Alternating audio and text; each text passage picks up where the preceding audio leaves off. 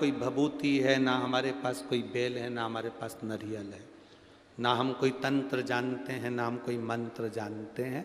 हम तो बस शंकर की कथा जो बाबा बाच दे वो बाच दे, जो सुन ले वो सुन ले। कथा के सिवाय कुछ नहीं।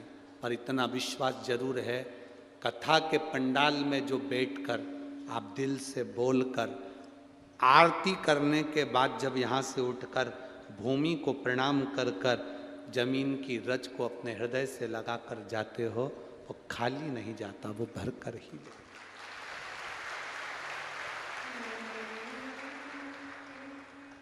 उसका भजन कैसे वो कम हो जाए। इतने पत्र पहले दिन इतने दे दिए है कि पढ़ने के लिए भी 4-6 बार जलगावाना पड़ेगा।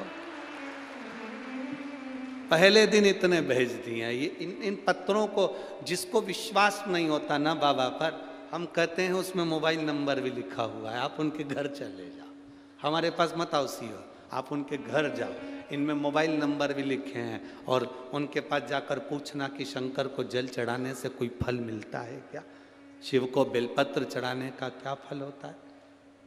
एक बहन ने तो लिखा, कोई आई है, अब पत्र ढूंढना पड़ेगा उसका, उसके घर में संतान नहीं थी, तो सास ने कहा चल कथा हो रही है मालेगांव की, उसको सुन। कथा सुनने से कोई बच्चे होते हैं?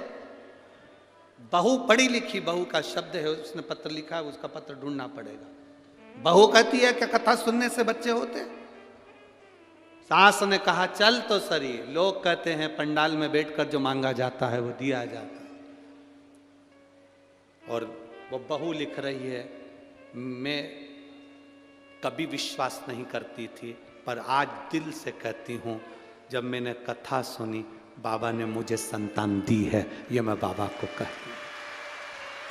इन पत्रों में उसने अपना पत्र लिखा हुआ है, इन पत्रों में कहीं ना कहीं उसका पत्र डला हुआ है। ये रहा।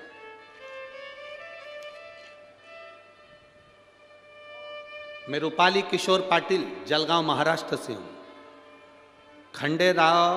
खंडेराव नगर की निवासी हूँ। मेरा मोबाइल नंबर ये है। कहीं बैठी हैं का? बैठी है। श्री शिवाय नमस्तुभ्याम। बच्चा आया है क्या साथ में?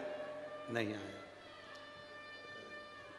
फोटो लगाए उन्होंने अब बच्चे के भी और उसके। क्या विश्वास, भरोसा, क्या ऐसा हो सकता है? क्या शिव पे चढ़ाए हुए जल का फल मिल सकता है? क्या भगवान शंकर कृपा कर सकता है? बैठी है बहन। क्या शिव संतान दे सकता है? क्यों नहीं देगा? जब भगवान कृष्ण के यहाँ 1,77,186 दे सकता है तो तुम्हें भी दे सकता है। अपने विश्वास को पक्का करो, अपने भरोसे को पक्का करो, अपनी दृढ़ता को मजबूत करो, अपनी दृढ़ता। यहां कथा सुनने के लिए आप